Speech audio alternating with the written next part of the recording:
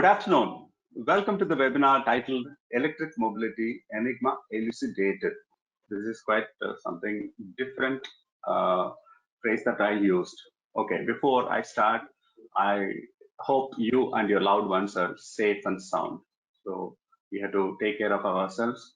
So to begin with, I will dwell upon the theme for a couple of minutes. Automobiles in the beginning were electric, and internal combustion engine took over from them and proliferated diligently. Again, electric vehicles, though far advanced from the predecessors, are leading latest development in surface mobility, especially road transport, mainly to benefit the economy, the national economy, because a lot of governments are working on reducing their oil import bills and environment. But the internal combustion engine, based on its intrinsic advantages like fuel availability and ability to upgrade to new environmental standards like Euro or BS6, is not ready to surrender and fully subscribe to the e-mobility supremacy. It's just going on a little bit here. However, with the moving of health and environment to the center stage through government mandates and regulations, change in consumer mindset, and new market dynamics with the entry-level new players, the traditional vehicle makers are compelled to manufacture and bring electric vehicles. So, well, you may ask where the Enigma comes in to justify the title.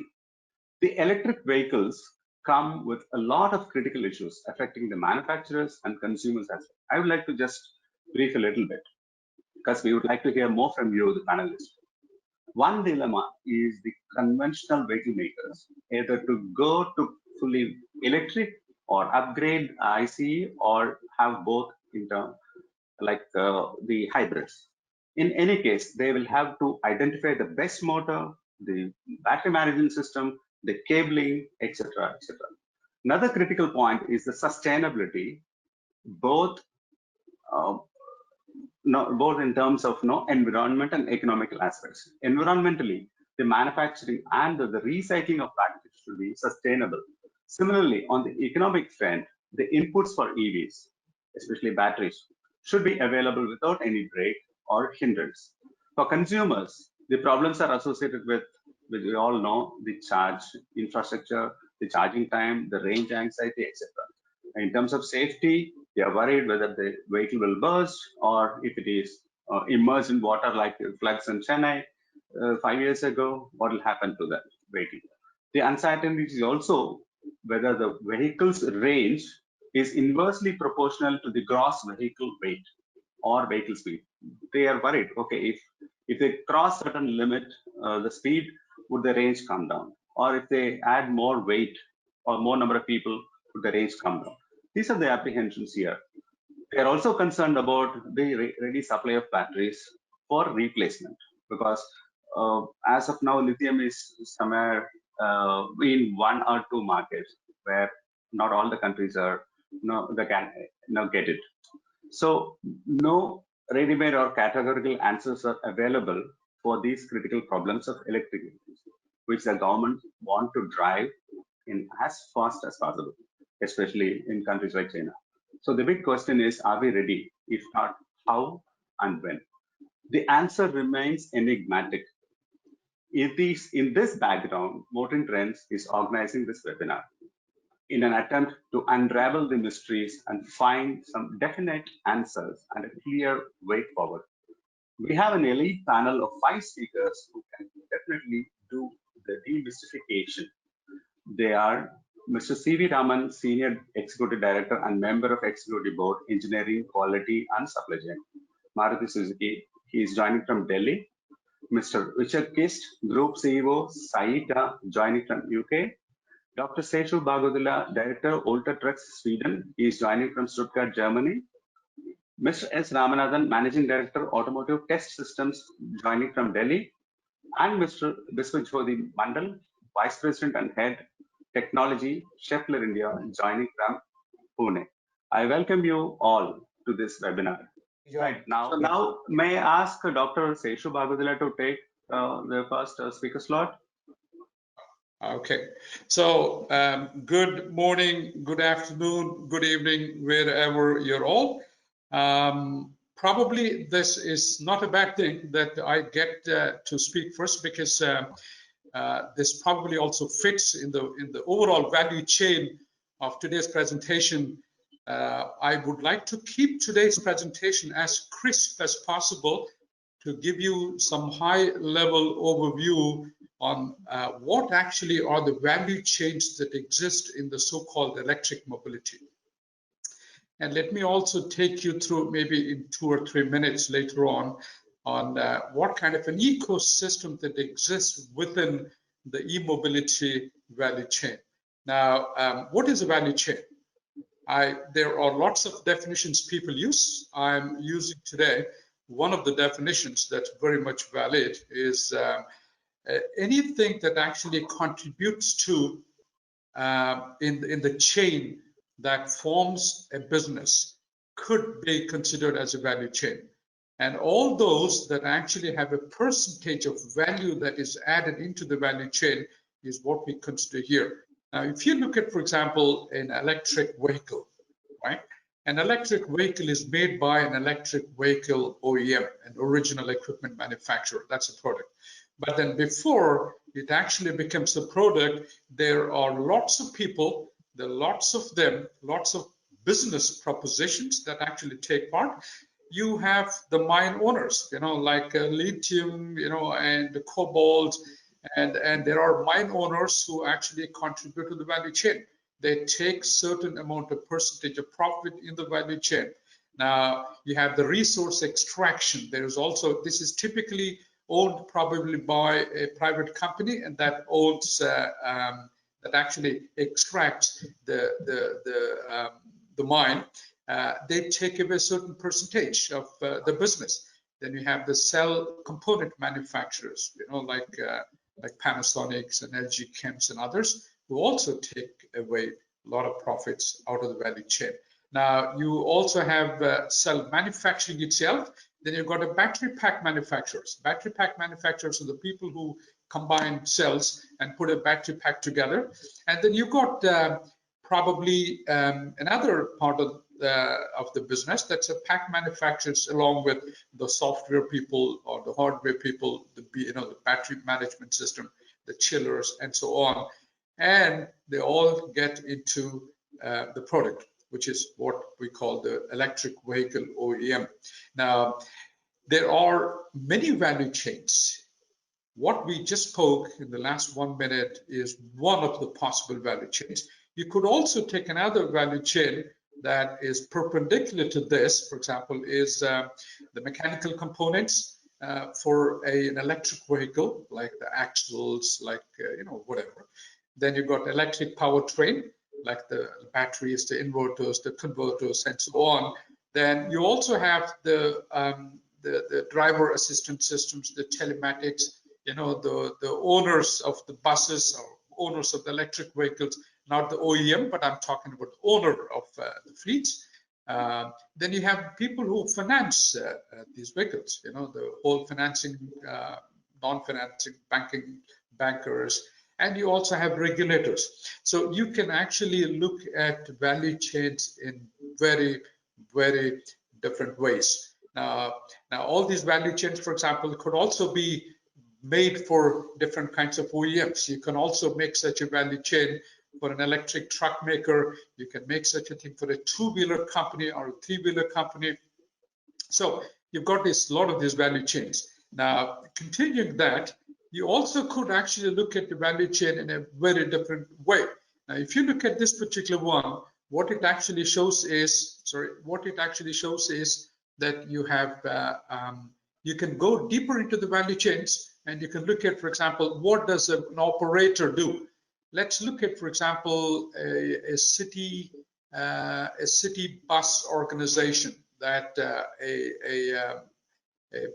city government actually sends an RFP or a tender, and they actually send the tender for a particular operator, for a particular route. Now, this particular operator has to manage the fleet. He has to manage, the battery. He has to manage the electricity. He has to manage the ticketing and so on. So you can as well have a different value chain. Now, It all depends on where is your core competency. Where would you like to participate in the value chain? For a lot of people who are actually listening to this webinar today, it's very important, if you want to get into the business, to exactly understand where is your place in the value chain. Or I'm also interested will be to look at who owns the value chain. For example, am I, as an OEM, the value chain owner? Probably not, because the one actually who buys my vehicle is the owner of the value chain. Now, so it depends on actually who sits at the top of the value chain and who controls the value chain and who actually does participate in the value chain. So value chains have a value and they have a certain percentage. If you, for example, look at, as an OEM, I may get 15% of the profits from selling a vehicle, but the one who operates this vehicle probably has more percentage of profits. So it's all about understanding the value chain. That's very important for businesses who actually want to participate in these value chains. Now, in the overall value chain, we also have to look at in the larger context of where is e-mobility. People these days talk about CASE, the so-called connected, autonomous, shared, and electric. Now, electric vehicles, the electric mobility has everything to do with this overall ecosystem. Let me probably spend about 2 to 3 minutes on this as well. Connected vehicles are all about, vehicle-to-vehicle connection is possible. Vehicle to infrastructure is also possible. You've got all kinds of vehicle to backend, which is, for example, the fleet owners, the clouds and whatever's. Then vehicle as a data collection point. Now, you know very well today, there are lots of vehicles that actually collect a lot of data as they drive by. All the electric vehicles are basically connected vehicles because you have to manage the battery, you have to collect a lot of data from the drive cycles, the duty cycles. So electric mobility is all about connected vehicles as well. Now, autonomous vehicles and electric vehicles in some countries probably are not yet connected, but what we're looking at right now here is a future, especially in certain parts of the world, like Europe and United States and a few others. Probably you will see certain amount of autonomous functions coming into electric vehicles as well. Even in India, you see them as well. You have driver assistance systems being available with the electric mobility. So autonomous vehicles, what we're talking of is not a driverless vehicle, but we're talking of, before you get there, there are lots of stages in between where you start with simple, driver assistance systems, simple warning systems like a camera, like a radar, and so on, or a kind of partial autonomy. Within the electric vehicles, we have the short range, mid-range, long range, buses and trucks. You have modular, vehicle programs that are electric vehicle product development projects. You have architecture based on application like fast charge. People talk about flash charge. You have battery swap systems available in the world. Then you have fuel cell combination coming up. So under the electric vehicles, we also have many more, not just a battery based one particular vehicle. Shared vehicles, some people consider the kind of shared vehicles that we thought 9 months ago probably will have a pause, a break for some time because of the pandemic. But I'm talking here today about the aggregation of small and big fleets, and that could tap into the unorganized fleets. For example, how do you connect the need with the capacity? I have a luggage to be shipped, and you got a truck, you got a vehicle. Is there some way that you and I come in touch with each other? Here maybe it's interesting to look at one time the P2P, the peer-to-peer sharing. For a lot of people who are listening today, take it for granted. This is going to change the world quite a bit. Peer-to-peer sharing is all about a new well, it's nothing new as such, but something old, but being brought in one more time, is that it's like you and I require a particular application, and you and I get connected automatically without having a middleman in between. Is probably the peer-to-peer sharing. Now, for a large part of the world where fleets are unorganized, I can perfectly imagine that there is going to be a peer-to-peer world coming in the next years. That's the ecosystem that I'm talking about. Now, if you look at the value chain of the overall ecosystem, electrification itself is considered to be $570 billion by 2030. Autonomous vehicles, I'm not talking again about autonomous, doesn't mean driverless. I'm talking about all those 4 stages in between, SEI levels in between, before one talks of the level 5. That's about $550 billion value of the business. Shared mobility is actually much higher. $1.6 trillion is the value of the shared mobility. These are actually data collected from various reports. So that's the reason I have not put here a particular source. These are a collection from different reports. But the ownership belongs to the reports and the owners of the reports. Then the connectivity is 225 billion. This is going to be the case by 2025 itself. So these potentials are enormous in terms of the value, and they have the potential to change the societies and the businesses. Now, what does actually one do with these ecosystems is that you look at actually where is the value coming in.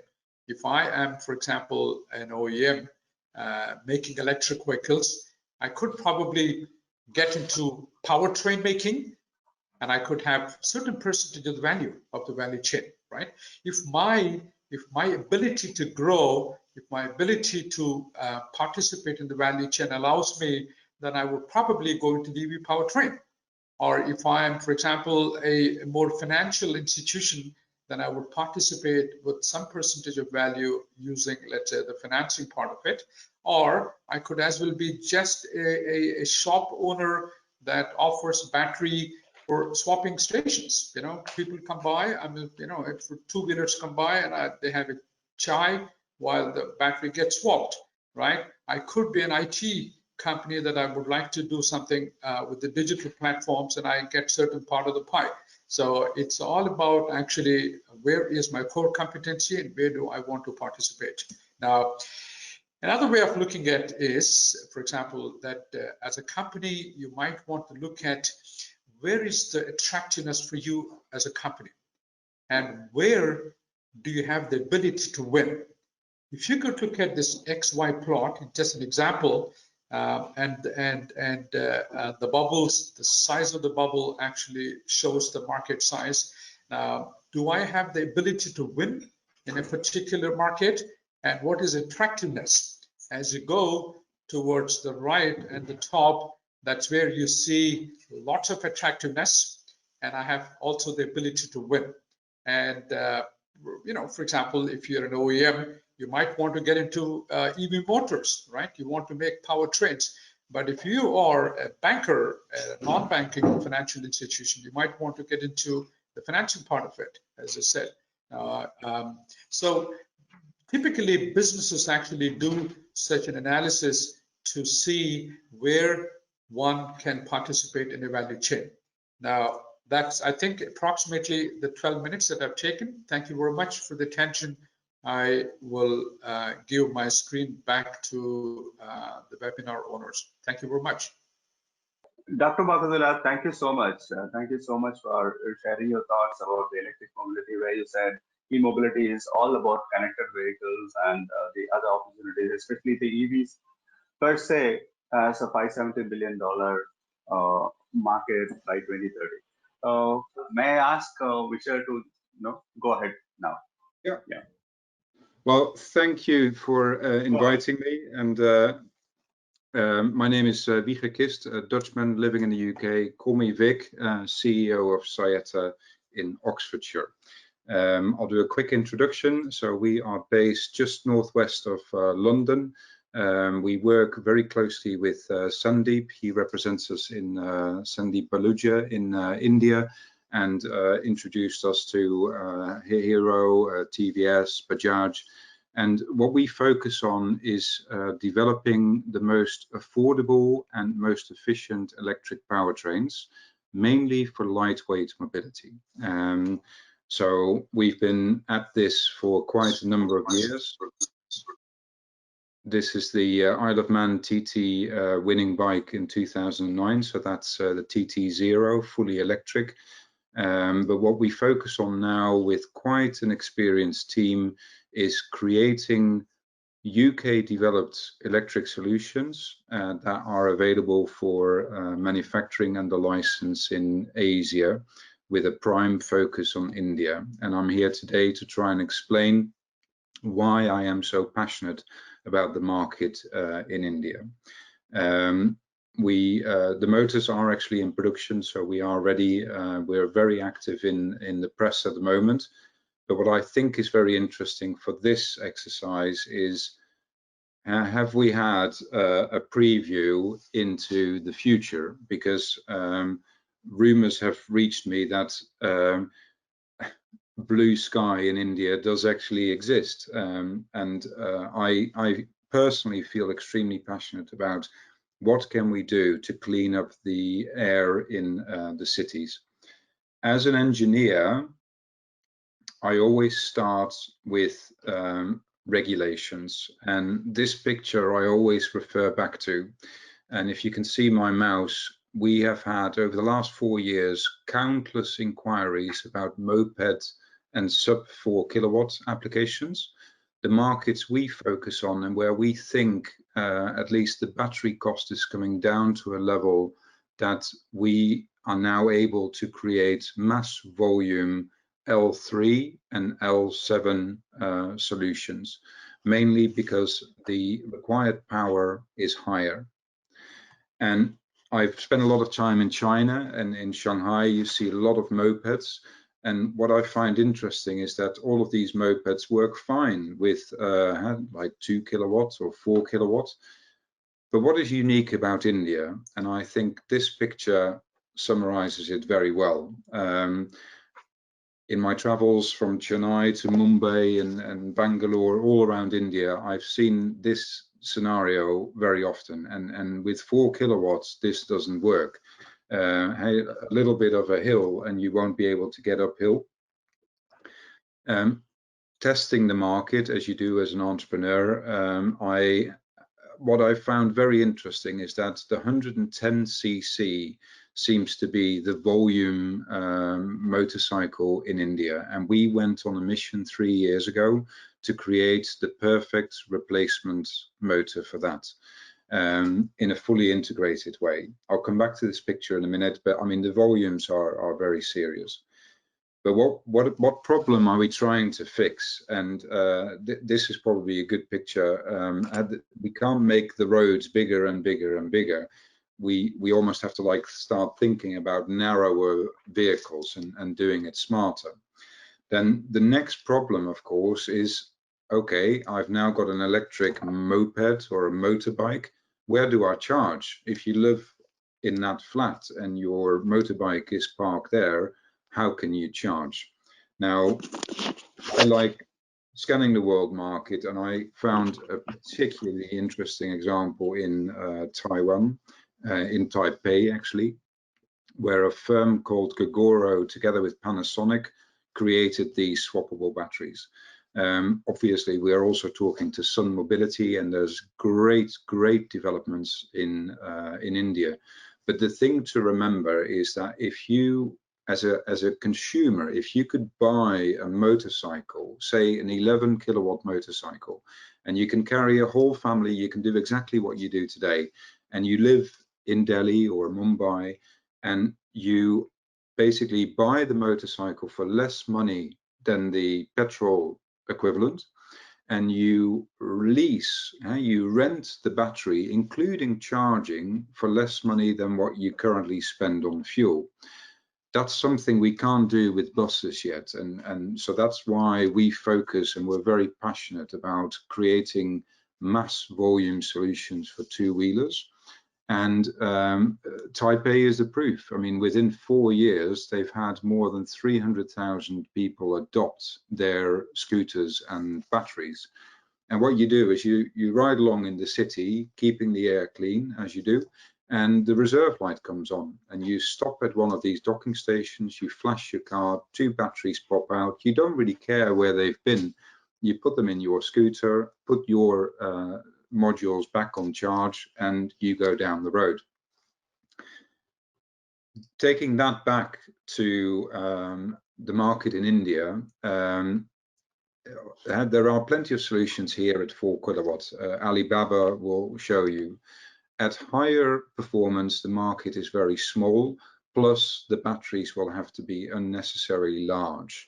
So focusing on this market, we have now acquired a 160cc motorcycle from India, and we're actually demonstrating that with our drive technology and swappable batteries, we can create 11 kilowatt solutions. The way that will look in a more pragmatic design is we integrate it properly into the swing arm. So great solution.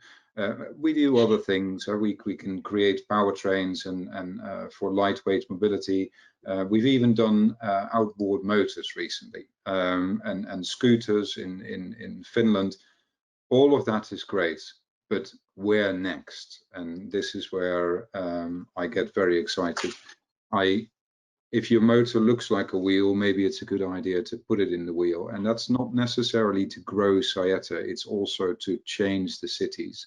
My head of marketing, sales and marketing, Graham, said in Bangalore about a year ago, he said, wouldn't it be great if these beautiful streets in Bangalore, they would just have little electric vehicles coming past and electric motorbikes, and then the roads are empty again. And I truly believe that my grandchildren will come and visit me anywhere on the planet, not having to drive themselves anymore. If you want to drive a car, go to the track, go and have fun. But on the public road, allow computers to take us from A to B.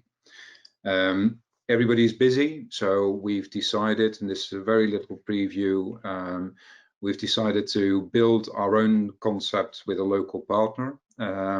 We've also shown it to the big transport companies, and the response is overwhelming. I must say, it's getting to the point where we're working almost 24 hours a day. But what we're doing is we want to bring actual Flux to mass market. Why? Because this technology takes you further on the same battery. And that's me. Thank you very much. I want to talk about EV mobility ecosystem, an overview from a India perspective. Indian passenger vehicle auto industry, there has been evolution, and from 46,000 vehicles 3 decades ago, now it has moved about 4 decades ago. It's now about 3 million. And the key initiatives which have been taken by Maruti Suzuki essentially is offering products which meet the consumers' changing needs, which have moved from functional to affordable to aspirational. Other key point being localization to bring products, technology at an affordable price. And we have been able to develop suppliers' capacity and capability and expand the sales and network across India. And so a sustainable ecosystem was built to propel the growth. Having said this, there are many challenges, and speakers before me talked a little bit about it. Key challenges being low purchasing power. GDP per capita for India much lower than the other developed countries. India at a penetration of about 30 vehicles per thousand. USA at about 800 vehicles per thousand. That's the stark comparison. Second challenge is high congestion. Even though such a low penetration of four-wheelers, but the highest penetration of two-wheelers, which has resulted in reducing the speed of the vehicles year on year, and it is also increasing the emissions. Third challenge is high pollution and a very high import bill.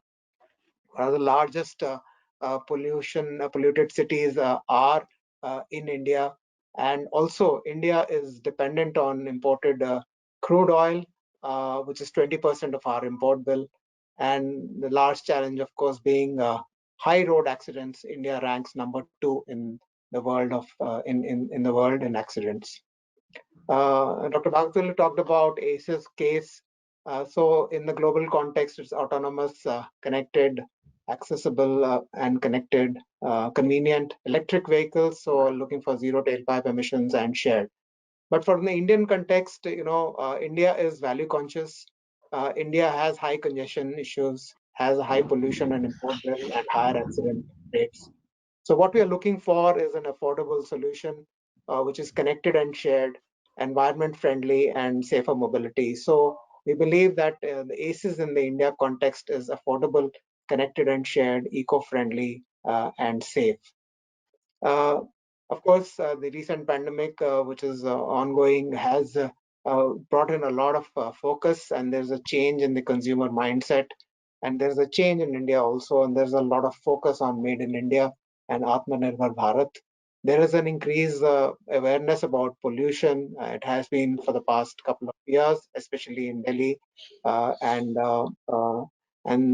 India has the highest has a high usage of internet, and it's number 2 in the world after China, and also has a very high penetration of smartphone connectivity.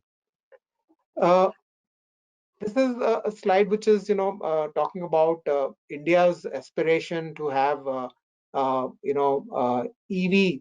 to be at 30% penetration by 2030. What would that mean? That if the current market and the sales grow at the rate of 8% CAGR, we would have cumulative 53 million vehicles on road by 2030. And out of that, about 6 million would be electric vehicles. But having said that, if we are looking at that, we have an issue about energy security, and therefore we need to not just look at solutions which are electric, but we need to look at other alternate power technologies, so that we are able to take care of the balance 89% of the volume. So there has to be increased focus on alternate fuels. Also, we need to look at all XEV technologies, and India requires environment friendly and energy secure mobility, and therefore which have to be practical and feasible to reduce the fuel consumption. As I said, there is a multi-pronged approach which is required. One of the key things which in auto industry has been talking about is vehicle scrappage policy. This can definitely improve as the fuel efficiency of the vehicles is improving. If we take the older vehicles off the road, that could definitely improve the reduction of CO2, and estimates say that by 2025 we can almost reduce 31% the CO2 if we phase off 15-year-old vehicles. The second aspect is natural gas, and the shift to CNG is very, very important, and it has the lowest total cost of ownership today.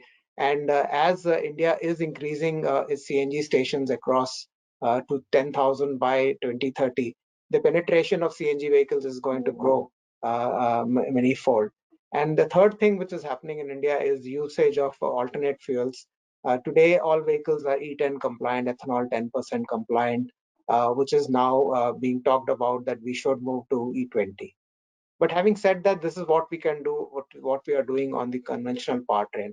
But we believe that the EV disruption could provide a good opportunity for India to make it the capital of the world, and we can be able to export vehicles from India to the world. But there are many challenges for the e-mobility. First is cost.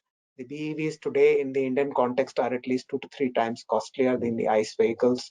There is a consumer pull which is currently required, and the vehicles need to meet the consumer aspirations. The third thing is, of course, the charging infrastructure. There's a lot of charging infrastructure support which is required to eliminate the range anxiety concerns, or alternatively, we need to increase the range of the vehicles to 400, 500 kilometers or 600 kilometers on a single charge. And so therefore, we need to work on 3 C's for electrification, which is cost reduction, charging infrastructure with consumer focus. Having said that, when you look at the costs, and the powertrain is the main area where the cost is going up. All the other aggregates still remain, but their percentages reduce in terms of the overall cost. And so we require significant localization to make the EV, affordable and successful. The second thing which we need to see is that the consumer pull, because of the cost consciousness of the Indian market, there is in order for it to become a mass market adoption, there is a clear need that we need to make the vehicles affordable and economical. And so therefore the value proposition in the product is very, very important. And the third point is, of course, the charging infrastructure. 60% of the vehicles in India are parked outside on the road, and very few have, access to charging or own parking, especially in condominiums or in own houses. So I think if you look at public charging, India is at a very, very low level. And you can see the AV sales versus the charging infrastructure. There's a stark contrast. And so therefore, if we have to make this successful, we need to have a lot of investment in the charging infrastructure. So automotive industry has been contributing to the GDP of India and is a key enabler for Make in India. And therefore, it's important that we need to transition from the ICE ecosystem to a EV ecosystem. And my previous speakers did speak about it, but I'll talk about it from the Indian context. And so therefore, EV adoption has its challenges. The current ecosystem is primarily, based on the way we develop the products is very conventional method, manufacturing methodology. The business model is well established, and then you have service stations and fuel stations which are, making that current ecosystem work. But what is changing is that the ecosystem has to change to where charging infrastructure is there. We need to look at new business models. We need to set up EV component manufacturing, and the product development and testing itself is going to change. And so therefore, we need to develop a new ecosystem and transition from the ICE to the EV system. And when we look at, there are new opportunities, and Dr. Bhavakar did talk about it, but I'm talking about from, from the overall ecosystem basis. When we are developing battery manufacturing, we need to look at also how we are looking at the end of life, battery life cycle management, second life, third life. How do we develop the charging infrastructure? The mobility itself is likely to change, where on-demand mobility is going to come in, and then therefore also I believe that multimodal transportation is going to happen, and all of this is going to be driven by in terms of digital connectivity, which is going to be key, and the transactions are going to be very, very different, and we need to develop a totally focused ecosystem for the EVs going forward. The other challenge, of course, is demand aggregation. There is always this chicken and egg in terms of investment, vehicle price, sales, and EV part demand. But we believe that if we have to do, if we have to make localization possible, we need to look at XEV component technologies, which are related when we look at hybrids or PHEVs or BEVs or fuel cell vehicles. The traction motor, the lithium-ion battery chemistry, or those parts, the power electronics, they're all very, very similar. And if we can actually aggregate the demand and then develop and localize some of these to fasten the pace of electrification. The second thing is we require policy support for localization. There has to be supply side as well as incentivization and demand side benefits which have to be given, which can develop this and break this vicious cycle.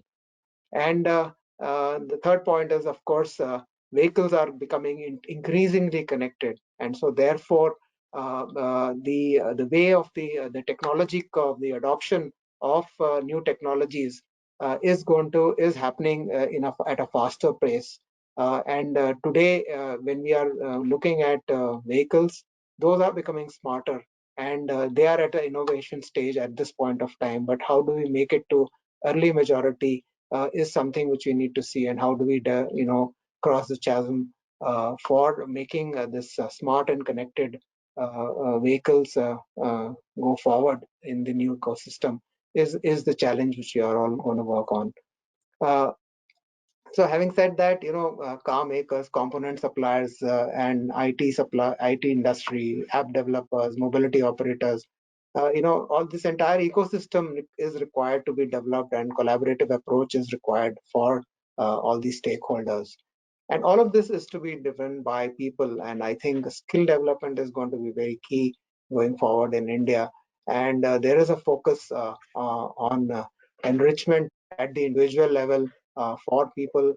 They need to develop these new skill sets. We need to enhance it at the organization level. Also, we need to change the way in which we are going to work in the ecosystem.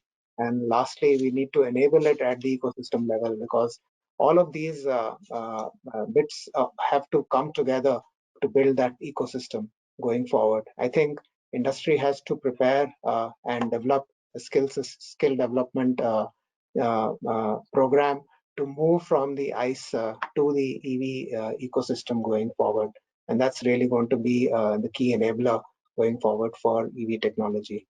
And I would like to end that in the midst of every crisis, there lies a huge opportunity.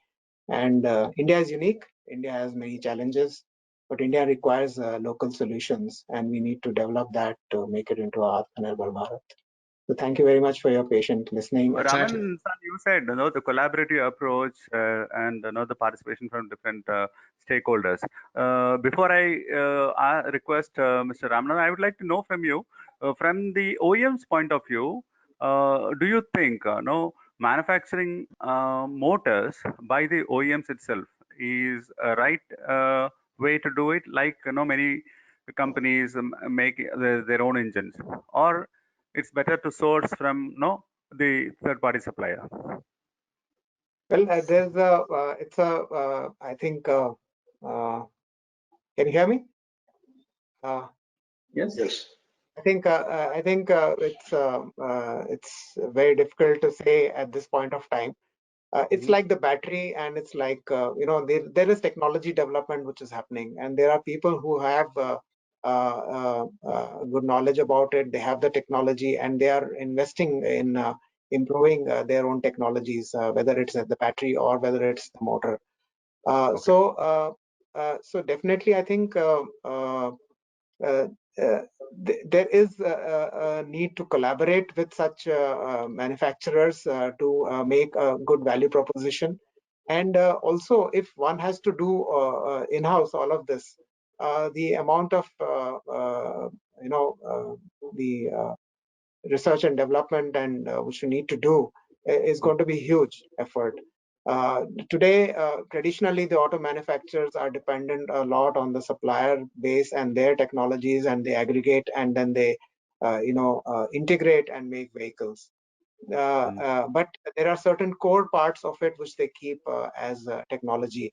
So now, having said that, they could be, when you participate in, say, battery manufacturing or motor technologies, there is a possibility that a part of that, say maybe the software development or some of those integration related issues, you may like to keep it to the vehicle manufacturer. So such possibilities are there. Okay, great. Great. Thank you, Raman-san. Now, may I request Mr. Ramanathan to take over? Yeah, Murli-san, sorry, but as I told you, I need to leave. So thank you very much for this opportunity, and thank you all my co-panelists. Thank you so much. Thank you. Thank you. Thank you. Mr. Ramanathan, please go ahead. Yes, sir. So my name is Ramanathan, and I'm coming from a company, Automotive Test Systems. We are on one side system suppliers. We set up laboratories for testing, and we are a supplier to the automotive industry on test instrumentation side. And on the other side, we are also a test agency. So we do testing for various companies across in India. So we have our own laboratories, and we provide testing solutions. So that's where we come from. And as Mr. Murli and my co-panelists mentioned about various topics here, and it's like an enigma, and we work with various customers. I would just like to present a few points that has come across to us in the last year or so in terms of EV, and where my customers and their customers probably felt a disconnect from the traditional ICE powered vehicles. So the key areas that I would like to talk about would be on performance of the vehicle in terms of range, or in terms of motor performance, or in terms of the vehicle performance, and overall customer experience for the vehicle, and in terms of safety. I mean, this is where I see that there are challenges, and there are as well opportunities in this EV industry. To start with, as Mr. Raman rightly mentioned, there are always concerns with the customer about the range, and the customers typically look for a better range, and many companies are working towards this, either in terms of motor selection. We get a lot of projects in terms of selecting the right kind of motor, or probably tuning those motors across to get the best performance out of the vehicle. So, and batteries, yes, and of late, the projects that we are getting on are on weight reduction. So a lot of companies have decided that one way of improving the performance when you have selected a motor, or you have selected a certain battery, is next on looking at the overall weight of the vehicle. And we are getting a lot of projects in terms of reducing weight on axles, on chassis components, basically. Yeah. So this is kind of projects that we are getting on at this point of time, and customers are asking us to work towards these so that they can put across EVs in a better way in the market.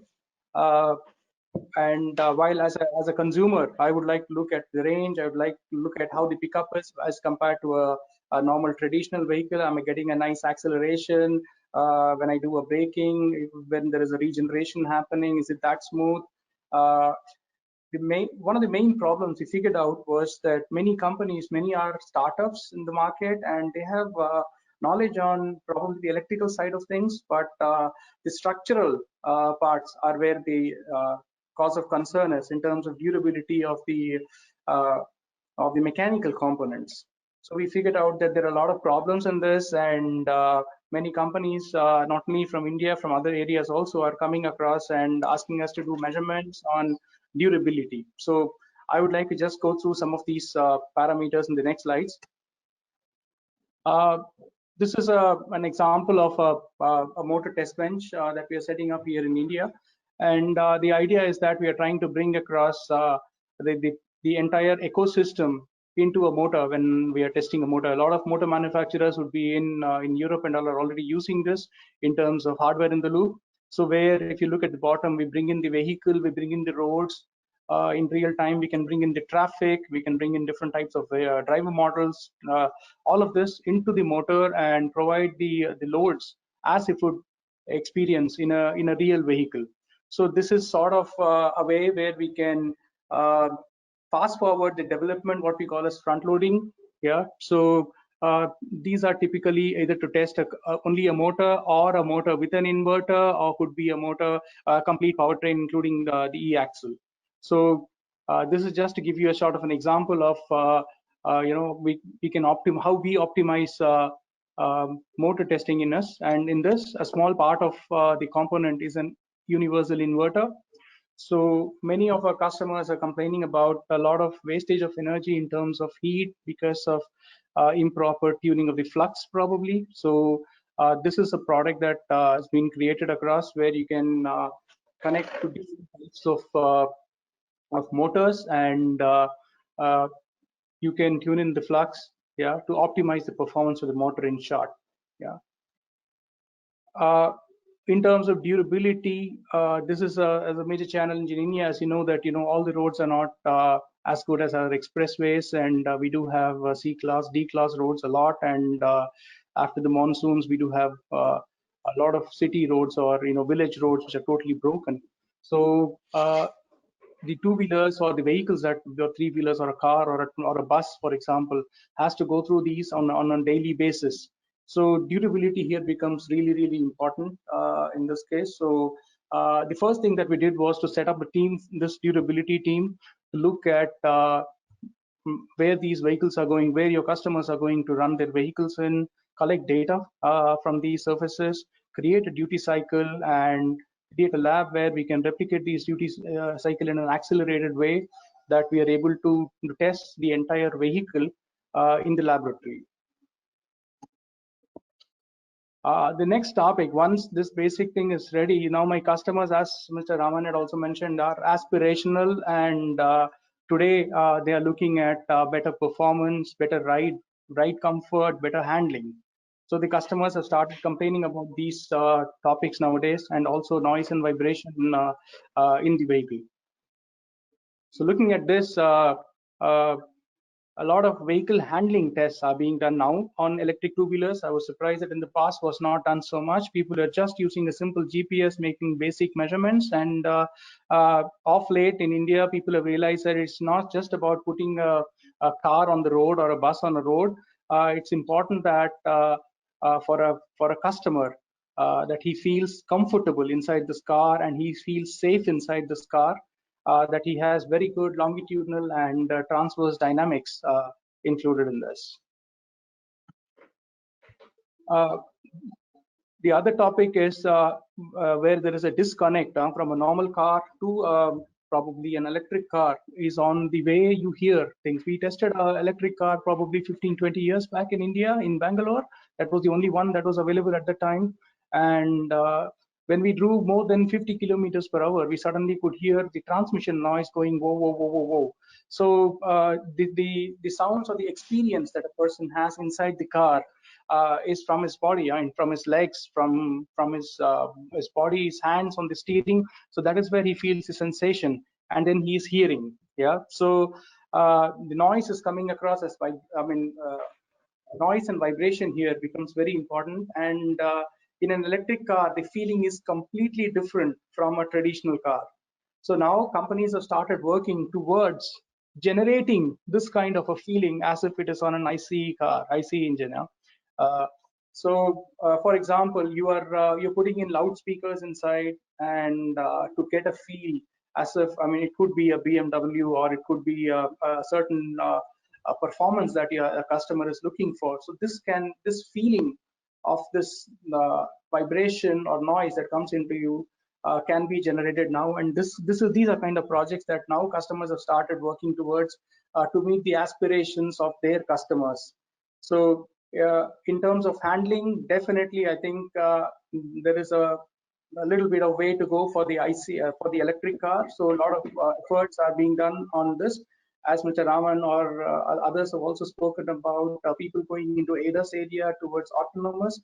And as you go towards this, that means that you're leaving your hands, you're looking at your gadgets, using other gadgets in the car. When you're doing this, a lot of problem comes if you have vibrations in the car. Yeah, so a lot of people don't feel comfortable in this. They feel a vomiting sensation and things like this. So it is very important that first the car has a very nice handling and ride and handling, and then also that now the next aspirations of the customers is towards getting a feeling of sound or of vibration similar to what he is used to in the last decades running a normal car. So the last topic of my presentation is towards safety. I think this is again another area where a consumer or a customer is typically, he's a little bit afraid of what happens when you have batteries in the boot, and what exactly happens in terms of accidents, or as Mr. Murli had mentioned, if there is a flood and there is water coming inside and things like this on high temperatures, what exactly happens? So this type of testing I'm yet to see a lot in India. On batteries, I've seen a lot in Europe, where they let the battery burn. Yeah, it's not that sometimes that the battery just, explodes. Yeah, so we have seen more cases of, very rare cases of battery exploding. More cases we have seen of battery burning. It means keeps on burning for days. Yeah, across. So the safety parameters in when such kind of accidents happens, okay, that is typically a concern with the customers, and in either in terms of passive safety or in terms of active safety, as ADAS and other things are coming across. So these are areas where ATS is working towards providing solutions to the automotive industry in India, providing test systems, providing software, doing projects for customers. So this is where we come from. And on one side, what we are doing is we are setting up an ecosystem in India, providing all these small test facilities across to our customers, where they can come and use these facilities, or we provide them the engineering expertise as well. And at the same time, we are collaborating with the leading companies in Europe, like IAMT in terms of weight reduction, Attestio in terms of transmission, EV, Proventia in terms of providing testing services for batteries or motors, head acoustics or M dynamics in the area of ADAS or NVH, head acoustics in this case. Yeah, so where we are also providing consultancy and development programs for customers. Yeah, so the idea is that our teams also work together with these teams, learn and bring all these services across to India to our customers here in India at a lower cost. So this is a small glimpse of one of our tech centers in Coimbatore, established inside Amrita University. So where we are going to set up a very modern EV lab. And yeah, these are some of the labs that are in operation already at our centers in terms of for vehicle dynamics, for road load data acquisition, for powertrain testing, NVH, yeah, EV or simulation in terms of software in the loop, hardware in the loop, or vehicle in the loop. So yeah, thank you very much for listening to me. This is what I had to present. Thank you. Mr. Ramanathan, thank you so much for taking us through the challenges in testing electric vehicles. Thank you so much. May I now request Mr. Biswachori Mandal to take the platform? I would like to thank the panel members that I'm also part of this panel, and I would like to thank very important seminar. Today my viewpoint will be to have certain understanding on current e-mobility scenario in India with some of the driving factors for making this to way forward. Now, when we look at the global mega trend under the mobilities segment, it is clear that CO2 emission is coming as one of the most important driving factors under the e-mobility transformation. Though there are several other trends that we see are also aiding to this mobility technology shifting. But today I'll keep my thoughts broadly within the importance topic that is coming under the CO2 emission.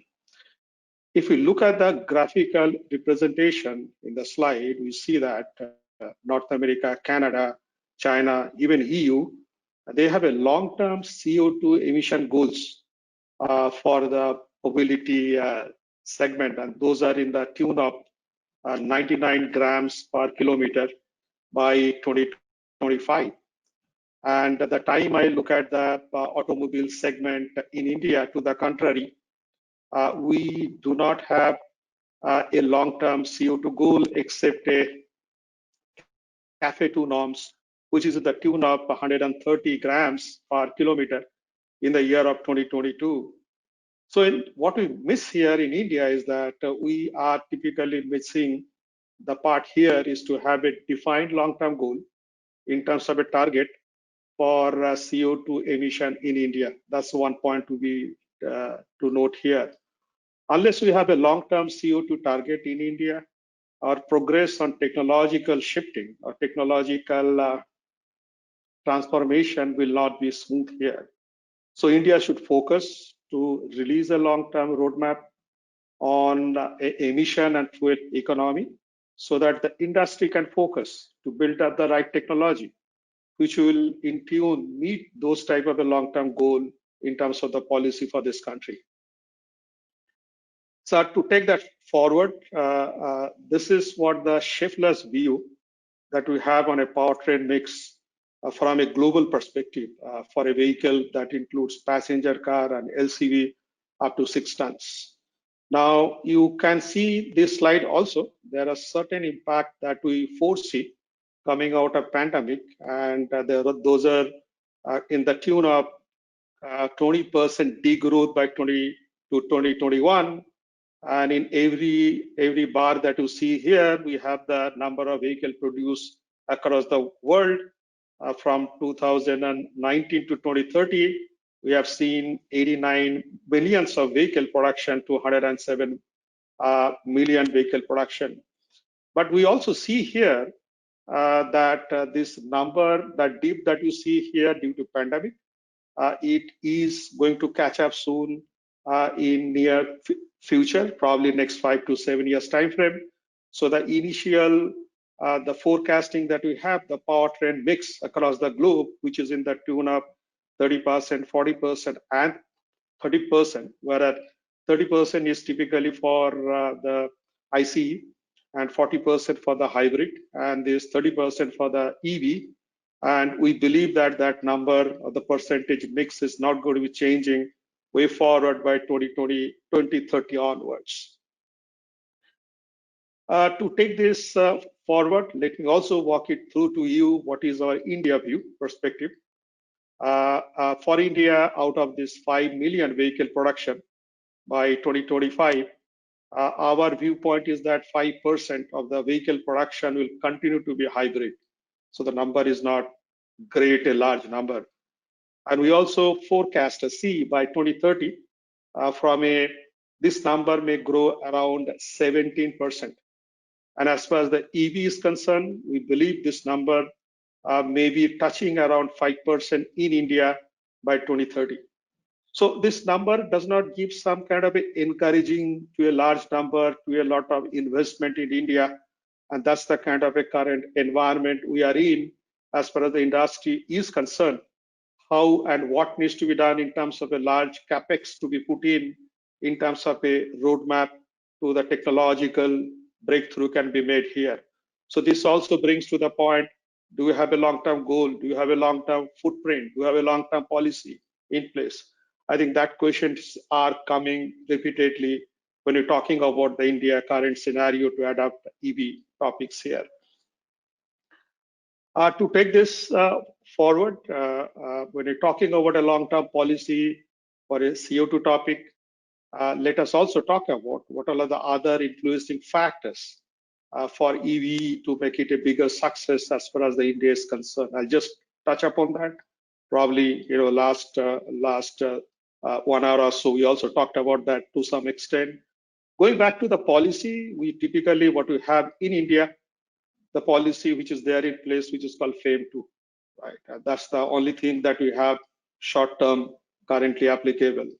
And this FAME 2 is typically restricted within the shared vehicle and under the commercial platform. So definitely this is not kind of addressing to the mass, adoption due to several limitations that we have for this FAME 2. For example, there is no direct link to the CAFE norms that you're talking about versus the FAME 2. So there is no linking kind of a CO2 topic connected to the FAME 2, number one. Then FAME 2 is exclusively talking about battery operated vehicle. We are not talking about hybrid and so on. So there are a lot of thought processes are there, how and why FAME2 is not kind of addressing to a long-term CO2 topic when you're talking about India as a whole. If you're talking about a cell, the battery, the supply chain, today nearly 54% of the global available lithium is kind of owned by the lithium triangle, that is Argentina, Bolivia, and Chile. Those are the three countries, and we all know that this country is a lot of vulnerability due to political topics or financial topics, things like that. So we do not know in terms of a supply for those raw material in a long-term continuous basis without making a business disruption, how it will be viable. That's number one. Number two, we're talking about India for sourcing the raw material. We also see that China, for example, has got close to 9% of lithium. Now, there is also increasing geopolitical topics there, kind of a tension between India and China. And that brings up a lot of open questions. Is this sourcing this raw material from China, is it a long-term sustainable? So the more we talk over here, there are a lot of questions are getting asked, and we do not have a great answer to find it out.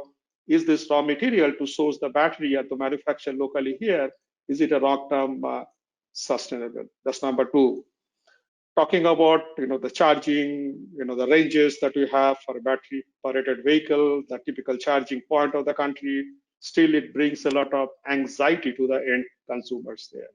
Price, we know that more than 60% of the vehicle cost is coming from the battery, and today it is nowhere very close comparing to the battery operated vehicle and compared to the ICE vehicle as a whole together. So this is a many room there, a lot of room we have.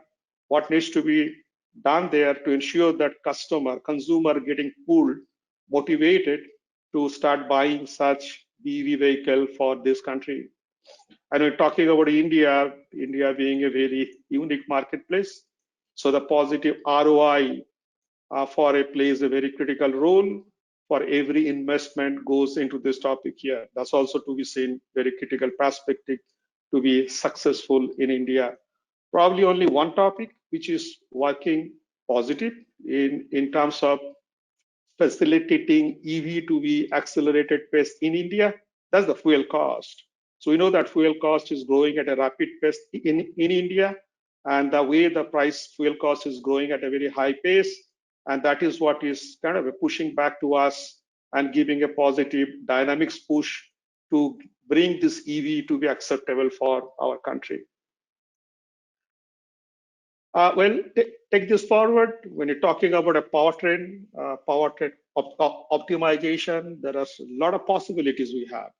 Talking about a CO2, how we can manage the CO2 better, from a few percentage to close to 100% to save the CO2 for India as a whole. So there are different powertrain, architecture can we build it up. And at the time we're talking about a conventional IC driven, the car or a vehicle, and there are several topics like uni-air, variable valve trains, and so on and so forth, and where the efficiency of an IC driven vehicle can be maximized. But there are certain possibility of percentage what can be done there. I think the time we think more beyond around 10 to 15% and so on and so forth, then the next topic comes in terms of technology as a hybrid technology. And through a different hybrid technology, we can benefit in a tune of 60 to 65% as a whole. And then this is definitely a kind of a bridge between the IC driven vehicle and a battery operated vehicle. And then the time we're talking about EV, and then we have a different type of a product architecture from a low voltage like a 12 volt micro mobility to 48 volt and a higher voltage as well. Now this slide is typically talking about when you looked at the different powertrain architecture specific to EV, there are the CO2 benefits. So the different, the micro hybrid to the full electric vehicle, starting from 5% benefit to 100% benefit under NEDC. So the different possibility like 12 volt, 48 volt, HV, and so on and so forth are possibilities out there. So there are multiple options we have based on the different product or the vehicle segment that you're talking about. Now,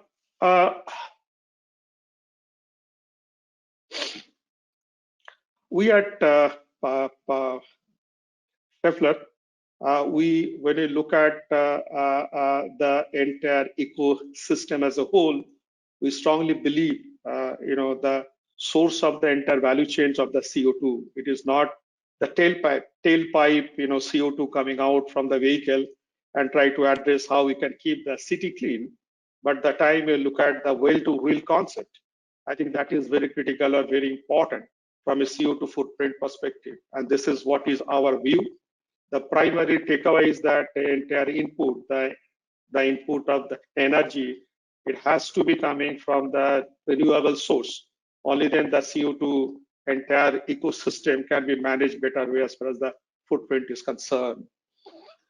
Now, while we in our company in Schaeffler, we have developed, there are different product portfolios based on the market need, and we have wide variety of the hybrid and the electric solutions, right from a P0 to P4 or different architecture that demands product demand.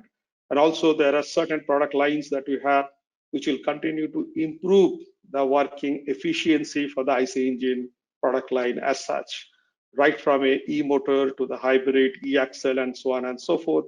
That's the product line we have, building it up to support the industrial need as far as the hybridization and EV technology changes that you see all across the world, including India.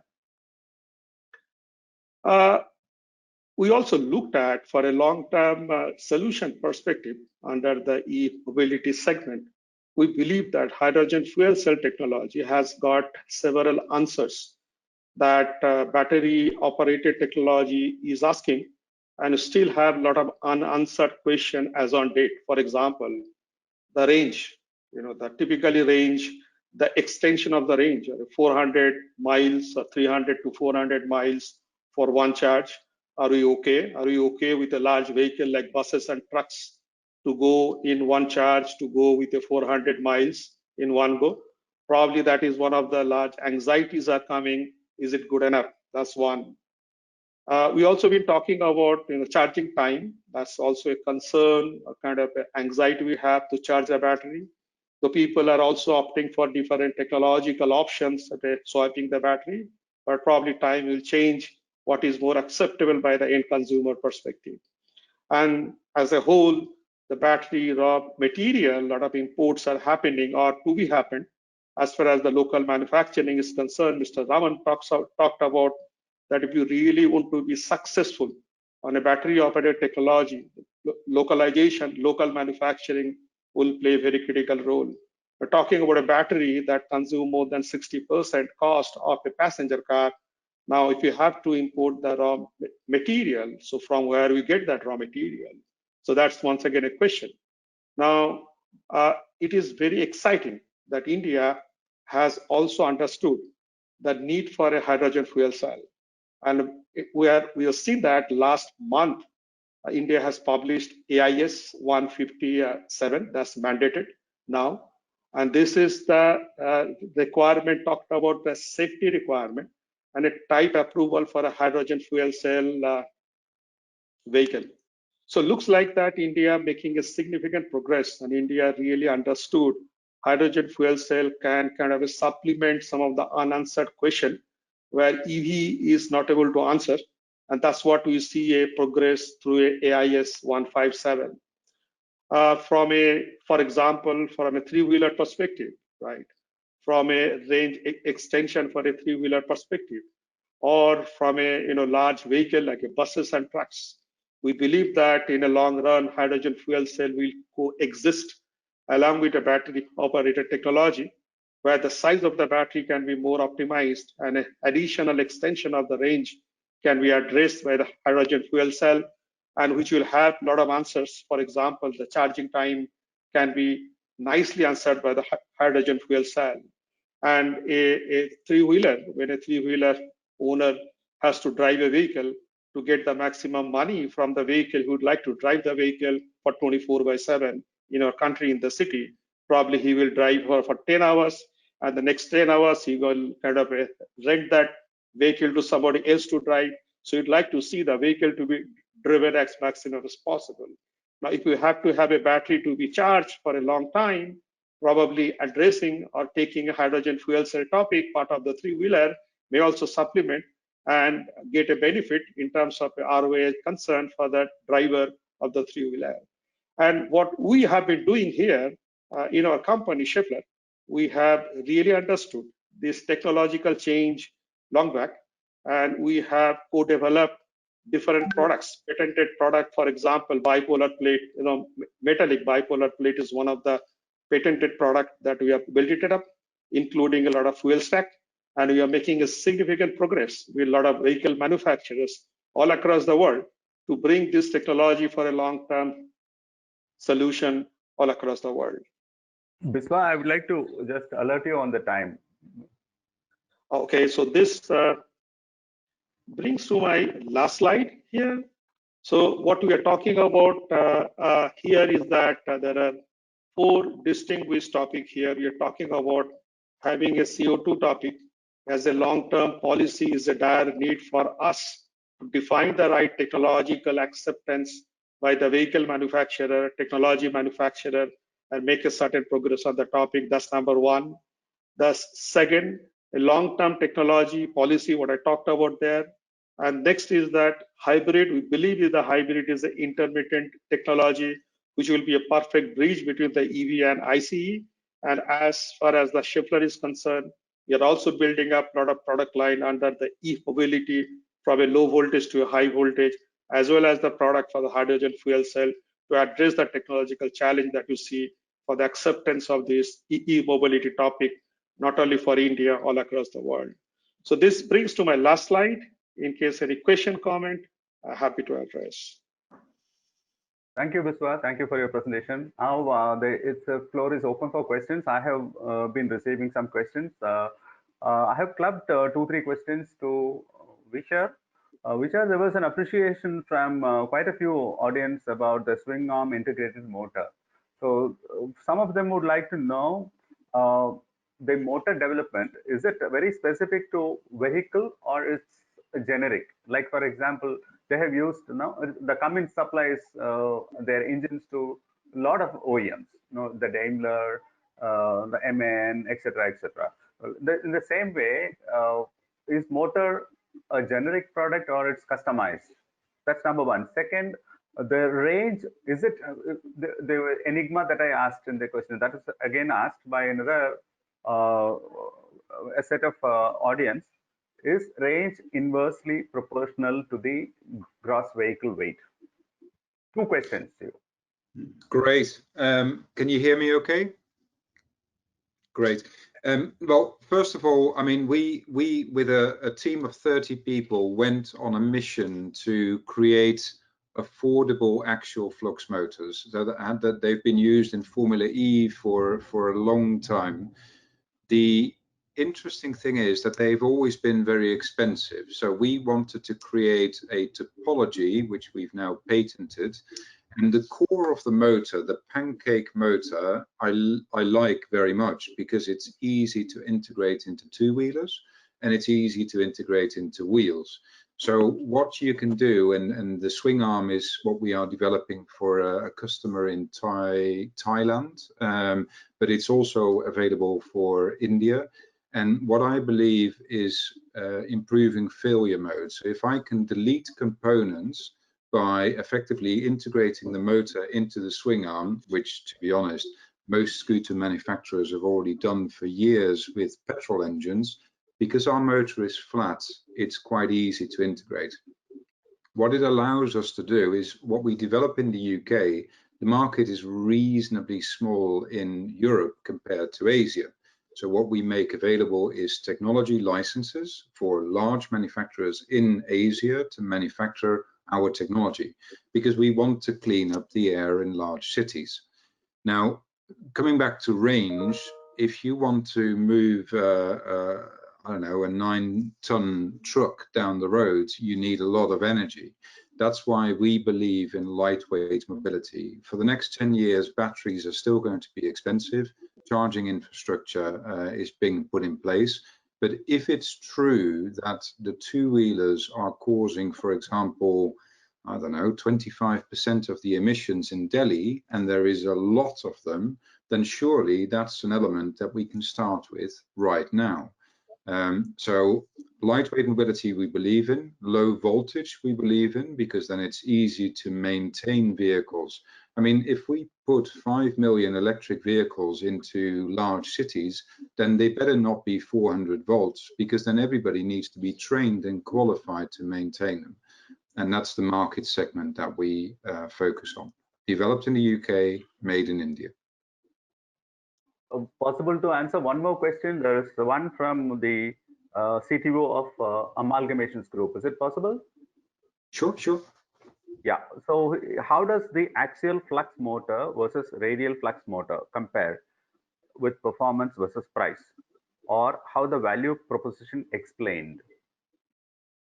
It essentially, I mean, if I look at a Barrett 6 160cc motorcycle in India, I know what the vehicle manufacturers are paying for the catalyst, for the lambda sensor, for the extra Barrett 6. So this is a unique opportunity to keep that 11 kilowatts motorcycle, or even the cargo three-wheeler, like the e-rickshaw, and creating a sustainable solution. And because our motor is so efficient, you can have 11 kilowatts, but still work with swappable batteries.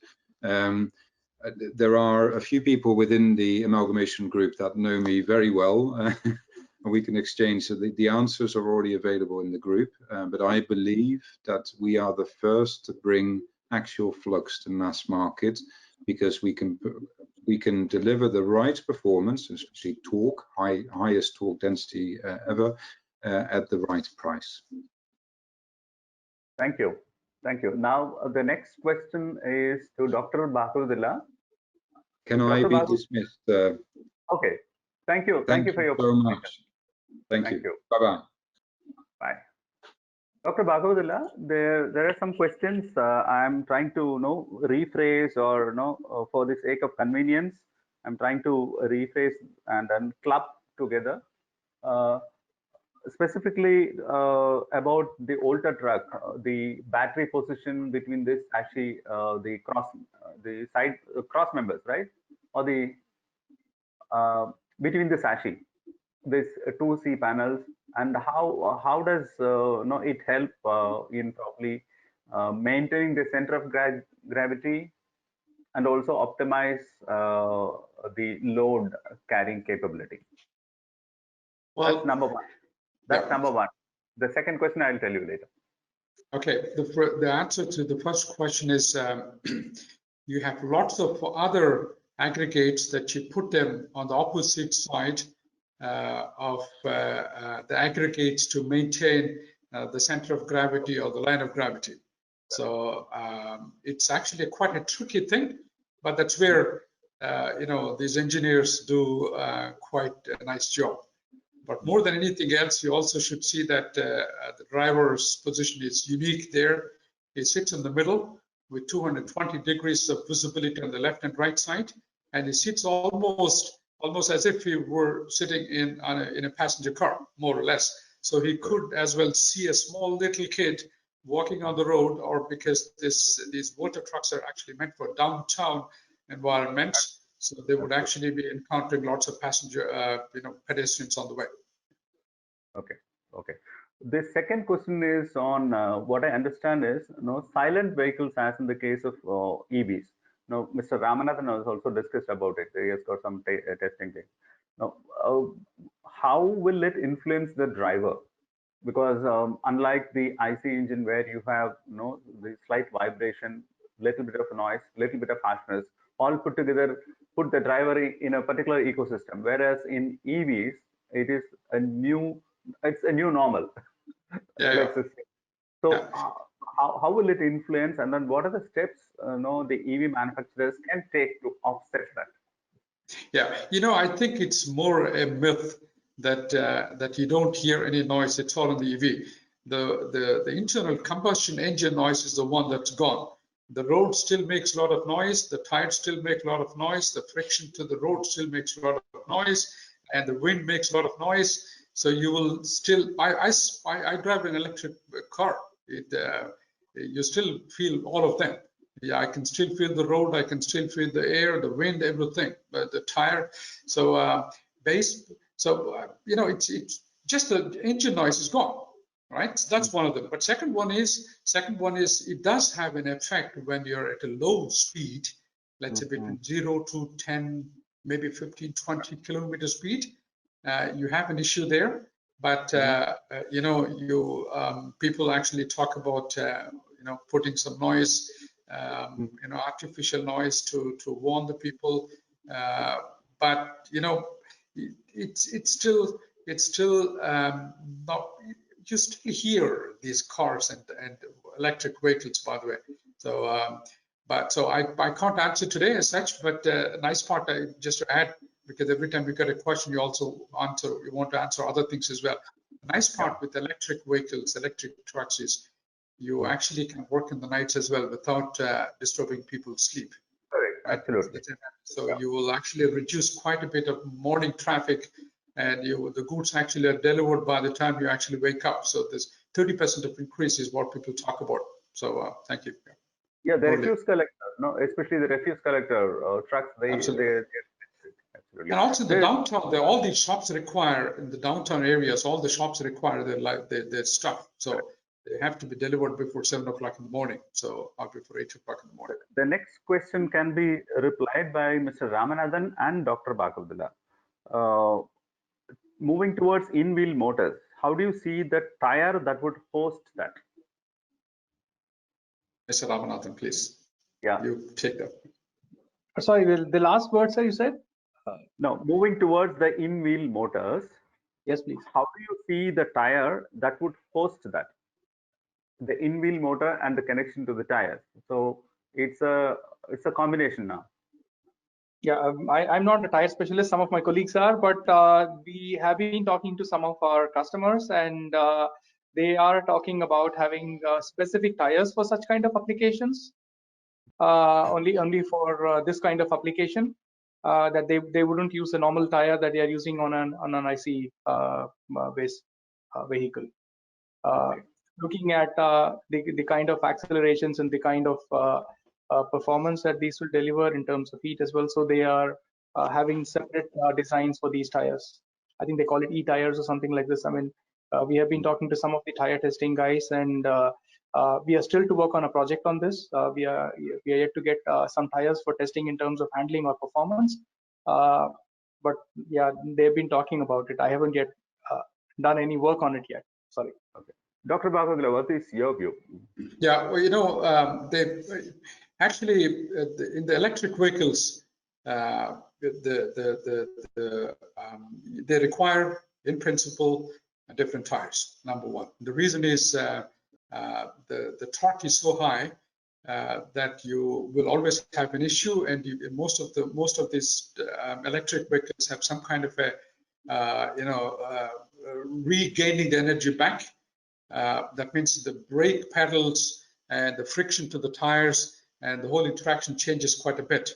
You start gaining all the time energy back from the wheels. So the present tires actually will have less life. You have to have at the same time quite low rolling resistance. That means you will actually have different kind of mix between the petroleum-based and the natural rubber compositions. And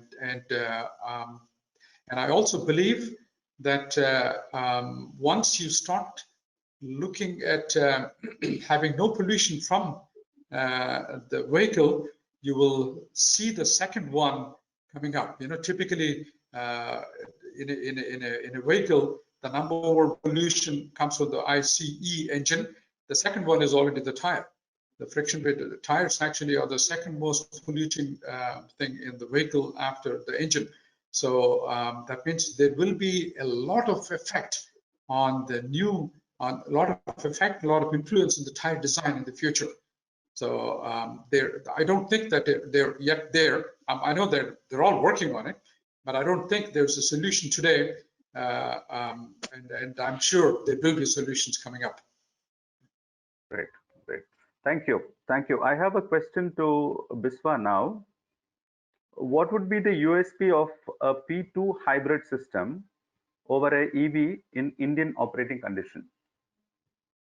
When do we see the performance versus cost of P2 get to break even, where Indian cars use them? Yeah, so I think getting a mass acceptability in a wide perspective, where a per capita income for this country is barely $2,000. We're talking about inflow of the money is like that, and you're talking about a battery operated vehicle where unless the battery cost is coming much below to $60 per kilowatt hour, 60 to 50 to $60 per kilowatt hour, I think this will continue to be a challenge for a battery operated, whether a plug-in hybrid or a full battery operated vehicle, to be widely acceptable for across the country. That's one of the biggest challenge we have here. What technologies can be done in terms of the battery to bring the battery cost down, because the maximum percentage for a vehicle in the tune of 60 to 65% coming from the battery cost. This is mostly talking about the disruption technology. Unless that comes, and which is there in our country, we may not see a well acceptable across all places in the country. Great, great, great. Now there is another question to Mr. Ramanathan. In fact, I have also had the same question in my mind. When it comes to EVs, the moving parts are very less. Like for example, it is said that 2,500 moving parts versus 50 or so in the engine. Does it mean that the testing time would also come down? Because a lot of friction creating aspects have been eliminated in EV. Yeah, some of it, yes, but you still have the steering system, you still have the suspension that has to be tested, you have the axle, you have the transmission system anyway, and probably the powertrain is different here. Yes, so in terms of maybe the powertrain testing is a little bit different here than conventional powertrain. Yeah, so I mean, in my setup, we are trying to put up a test facility where we can test from very small motors to very high motors. So it's more of AC motors that we are having here, and I would say yes, a little bit, not to the extent that you are expecting that 230 to, if you are comparing it like parts to parts, I don't believe so, because I have to still do RLDA, I still do the same kind of vibration measurements, I still have to do NVH measurements. We are doing still simulation. Yeah, there are bits and pieces which are a little bit easier here in EV than on a conventional engine in terms of testing. A lot of accessories that I need in a conventional engine, like I need a coolant, I need coolant conditioning, fuel conditioning, a lot of that stuff is removed. Yes, in terms of the complexity of the test facility itself, yes, but still I need to do the durability testing. I'm still doing performance testing. Most of it I'm still doing. Yes. Okay. So thank you so much. This is a question. The last question is to Dr. Bhagodula and also Biswa. Again, drawing from the same analogy, less moving parts, less number of modules in EVs when compared to the regular IC engine. Do you see the new product development time will be squeezed in electric vehicles on a like-to-like electric vehicles? It can be a truck, it can be a passenger car. Like for example, if in the case of truck, if there is a 9-ton truck, IC engine versus electric, do you see a change in the new product development time from the concept to product? From the systems point of view, Biswa can talk. From the OEM point of view, Dr. Bhagodula can talk. This is the last question. Okay. Mr. Mandal, please. Okay, so my viewpoint is like this. The kind of now a lot of experimentation is kind of happening across the world to define the right architecture for a hybridification and also for a EV is concerned, which will be more acceptable for a consumer perspective. That's what is a lot of experimentation is happening, and through that's what is happening. Every vehicle manufacturer or every product manufacturer, and they are building their own, the specification, and which is kind of leading to a non-standard product all across the world. And since there is a growth is happening to build the right technology, and every company is experimenting by their own.